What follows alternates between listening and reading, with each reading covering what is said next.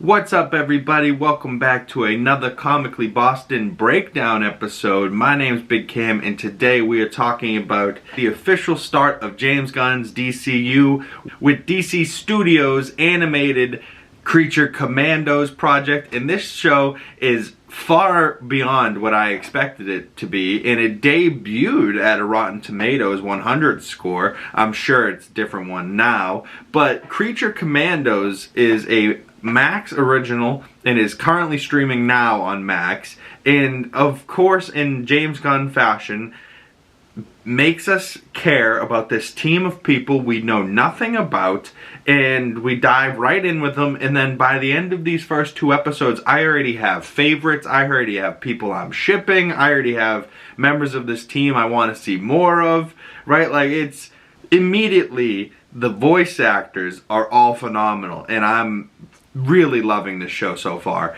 But let's get into the details, what's happening.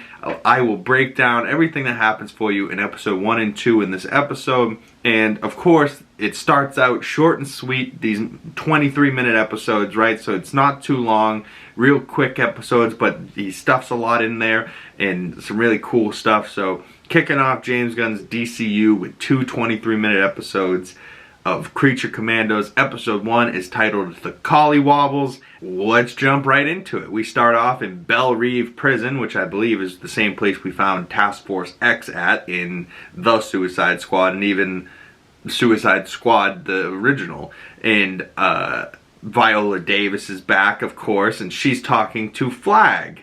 And this isn't the Flag we remember by Joel Kinnaman. This is Rick Flag Sr., voiced by Frank Grillo, and she brings him in, and they're watching a news clip about a woman named Cersei. The Sons are said to be working at the behest of the rogue Amazonian and reputed sorceress Cersei. Cersei claims to be the rightful heir to the throne of the perhaps mythical, perhaps real, all-female island nation of Themyscira. Inside sources claim Cersei has promised the Sons that once the downfall of COLLYWOBBLES is achieved, she will lead them to conquer Themyscira. So, the big bad of this first two episodes is this lady named Cersei. She honestly looks kind of like Wonder Woman mixed with Jean Grey type of idea. You know, red hair, kind of has this glowing power. She can fly. And it seems like maybe her beauty or something is winning over these men, or these men are just that dumb that they're just like, yeah, sure, we'll blow up some people for this beautiful woman. Let's go get Themyscira, right? Like, and I don't know. Themyscira, though, is the Wonder Woman birthplace, right? So maybe a Wonder Woman tie-in to this show somehow with Cersei? I don't know. But now that we have got into the prison, we know who our leaders are with Waller and Rick, and we know who our villain is with Cersei. Waller introduced Rick to the team. So we have the Bride of Frankenstein, voiced by Indira Varma. We have Dr. Phosphorus, voiced by Alan Tudyk. The Weasel in G.I. Robot, voiced by Sean Gunn, James Gunn's brother. Nina Mazursky, which is the fish lady with the fishbowl on her head. She's voiced by Zoe Chow. Also, not pictured at this moment in the episode, but also joining the team, we have Frankenstein, voiced by David Harbour. So you have the Bride of Frankenstein and Frankenstein. But the Bride doesn't go by the Bride of Frankenstein. She just goes by the Bride. We don't know her actual real name. And then, of course, we have Richard Bill Flag Sr., Frank Grillo. And yes, his middle name is Bill, they establish in this episode, which is just funny.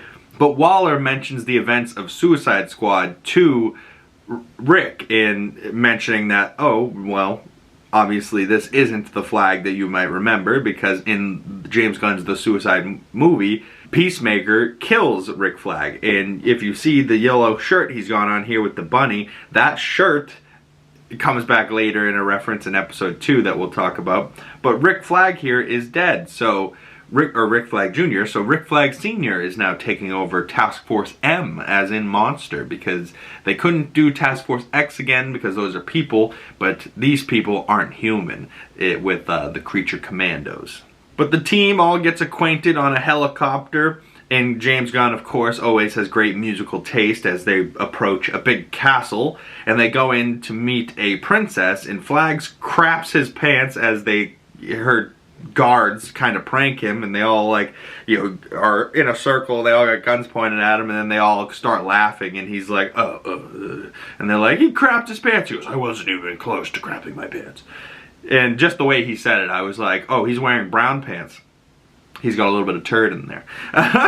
But after we find out it's a prank, they go start to walk off, and I'm already shipping G.I. Robot and the Fish Lady. I don't even know how that would work, but Sean Gunn and Nina Mazursky, I'm already like, I love this so much. And G.I. Robot, I'm honestly, is an early favorite, and I'm like, I need so much more with G.I. Robot. He's just, look at him, he just looks so happy, but also like, he could really do some damage. The Tin Man, you know, like, he's a badass, and I love him already. But Rick and the Princess talk, and the Princess, I believe, is voiced by Maria Bakalova, and she and Frank actually have some hot tension in this episode, and it's funny because James Gunn didn't veer away from like, oh, it's animation, let's gear it towards kids. Nope, there's sex and nudity and all types of shit in these first 2 episodes. I'm like, holy shit, I wasn't expecting this. Not like crazy nudity, but like there's some, enough that they show it, and I'm like, okay. But so Rick and the Princess talk, and the Princess is asking him about his son, and he's telling her about, you know, how he lost his son. He's like, you would have liked him. She's like, your son sounds great, but I'm more fonder into older men. And she kind of like starts to strip and then gets naked in front of him. And he kind of like, no, I can't do this, and just like walk like. And for a second there, they like covered her with a bush, but then they actually like showed her like walking up to Frick. I was like, oh shit, they're not veering that far away from showing nudity on this.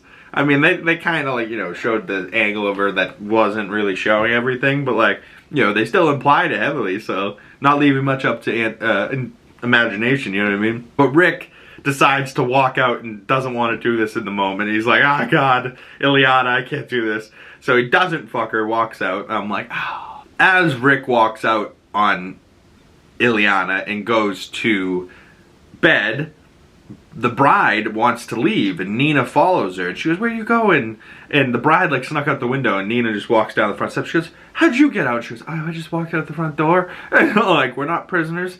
And the bride walks up to the guard and goes, I'm not your prisoner, we're leaving, give me money. And she takes his money and leaves. And then Dr. Phosphorus tries to steal Flag's detonator, the one that like is hooked up to their brain devices that zaps them all, and so then they have a big fight over the device, and Flag's like, Phosphorus, you freaking idiot, I'm not your enemy, I'm not trying to kill you, I'm not torturing you here, we're on the same team.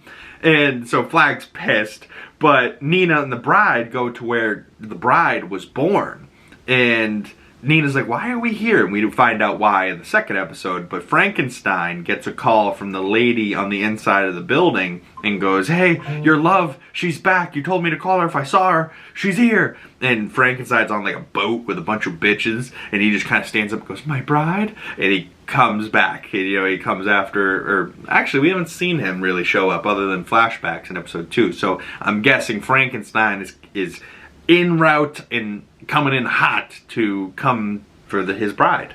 But that's the end of episode 1, where he goes, I have found my love, and the credits roll. But episode 2 jumps right back into this, and episode 2 is titled the Tourmaline necklace? The Tourmaline necklace. So that is the necklace that she likes and was given at birth by her father slash maker slash lover. I don't know. We'll get into it. But Frankenstein, right, so this episode kicks off with Frankenstein, David Harbour, asking his father, Victor, for a wife. So we see the origin of the bride throughout this episode and how she kind of, you know, came to where she's at now. And as we're exploring her flashbacks of how she was born, it's through the lens of like the present day where Nina and the bride are walking in together. So, you know, as Nina's asking questions, we kind of get memories of the bride flashing back to memories that we're seeing. And Nina asks the bride, why are we back at home? And this is where she's back because she wants to find her necklace. But we cut to Flag, beat up, bleeding, dripping blood, sitting on the toilet in the bathroom of the castle. And, you know, he's pissed and he's getting cleaned up by Ileana. And, you know, she's like dabbing blood, throws in the trash can. We see this full trash can of blood and napkins and tissues and stuff like that. And Phosphorus and Weasel and G.I. Robo are all standing outside the door like, I'm sorry. Don't zap us, because he's still got the detonator device in his hand. Ileana helps clean him up, and she sees that Rick is all scarred up, and she starts asking about his scars. But then we cut back to Nina hearing the bride's birth story. We find out that the bride is looking for the necklace, the Tourmaline necklace, the title of the episode. And the necklace was her first word. And she was talking to the doctor and he goes, necklace. She's like, necklace? You know, like first like baby words like daddy. Hers was necklace. But she's also not a baby, right? She was born with the kind of mind of a baby, right? Like where everything's brand new and you're crying because everything's crazy and loud and weird and, you know, you're experiencing everything for the first time. But she's a full-grown woman's body, right? So she needs some time to adjust. Frankenstein didn't understand this adjustment period. And as they're looking for the necklace, we cut back to the castle and find that Rick and Ileana start fucking in the bathroom. So Rick's fucking the princess. Phosphorus, the Weasel, and Robot are all at the door. And her guard, Alexei, comes up and goes, I need to tell the princess something. And Doc's like, give him a moment. Just a moment. You know, he's old. How long can he possibly last? Maybe 30 seconds? Just, you know, give him a couple minutes. So Frank and... I keep saying Frank Grillo. So Rick and Ileana, the princess, going at it in the bathroom. The guard, Phosphorus, Weasel, and G.I. Robo are all just standing outside the door like, hold on. Before Frankenstein just longs for a wife, and he scared her, right? So she was born and he interrupted her like process of her trying to understand and like be a baby, right? Like, so Frankenstein comes over with flowers and she sees, instead of Victor, the regular man that she's looking up at, she sees Frankenstein all pieced together kind of like she is, but she hasn't looked in a mirror yet, so she doesn't know she looks like that, you know what I mean? So Frankenstein scares the crap out of her and ruined her birth. So she kind of falls more in love with Victor Frankenstein. And that's, you know, gets a little like, ooh. But Nina finds the bride's necklace. But Cersei comes in and blasts her. And her men start running in and shouting and shooting. Then we cut back to Flag getting the message from Alexei, Ileana's guard, and we find out that they were fucking for 2 hours. Phosphorus thought it was gonna go for 30 seconds. It went for 2 hours. Flag's pissed because he's like, Phosphorus, why didn't you let the guard tell me that Nina and the bride were gone? And he's like, well, I didn't think you were gonna be that long. But so Phosphorus let Ileana and Rick come before they have to get back to work, you know what I mean? What a guy. The bride beats up on some ass before she ends up getting beat on by Cersei. And she's getting beat up on this table and she's flashing back to memories of getting her beat up by Victor Frankenstein. But I actually have a quick little clip of this and I'm like, Jesus Christ, they showed this? So why don't you start wearing the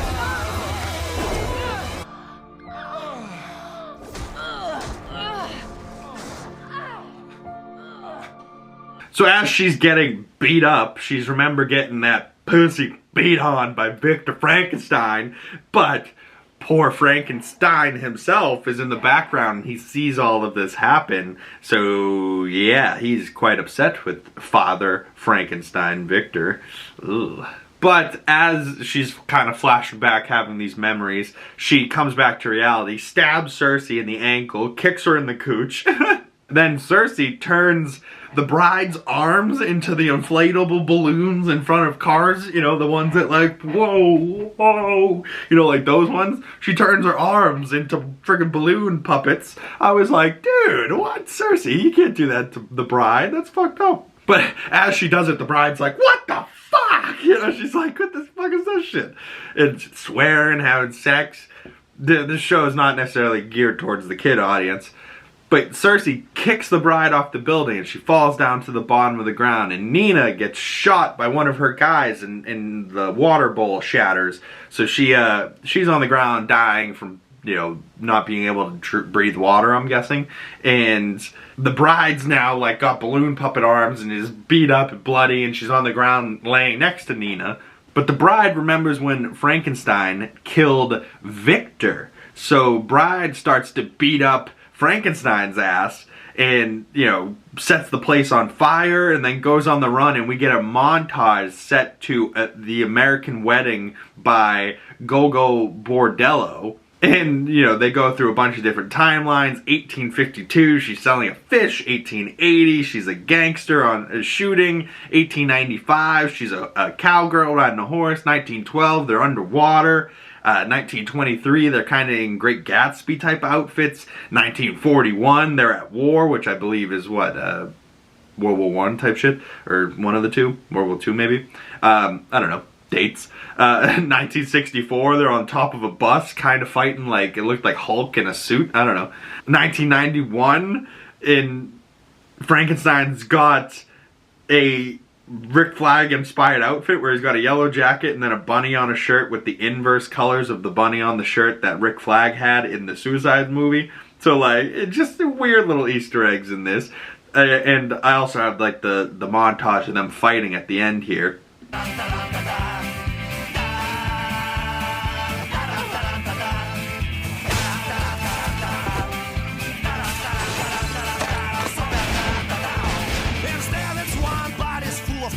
Staring at the floor, and they gotta go.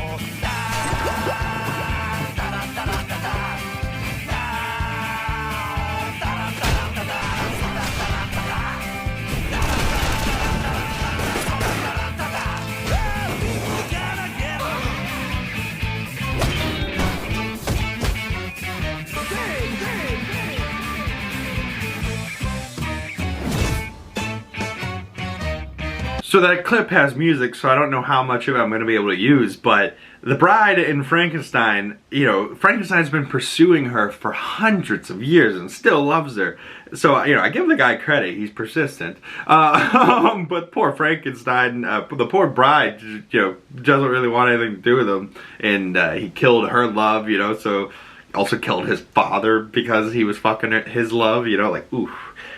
But, you know, that little montage comes up to the end and they like do this great punch into each other, and I was like, damn, She-Hulk and Hulk fucking wish they could have a montage this cool and this impactful. But during that montage, there's a quick shot at the end where we get a Shaggy from Scooby-Doo smoking a joint cameo. I don't know, just fucking hilarious. There's a bunch of cameos in this and surprise Easter eggs that I'm sure somebody else has gone through way more time to find all of them. But this show has really, really been something, and I was really loved it. It really did. So far, David Harbour as Frankenstein and Frank Grillo as Rick Flag, I really love, and apparently in later episodes, those two are going to have a lot of chemistry together, and they're going to be in a lot of scenes together. But the bride and Nina I really like. Nina and G.I. Robot I really like. I also kind of like Rick and Ileana. I don't know. It's all weird. Dr. Phosphorus is Alan Tudyk, so I know I'm going to love that character eventually. I know episode 4 is supposed to be all about the Weasel's backstory.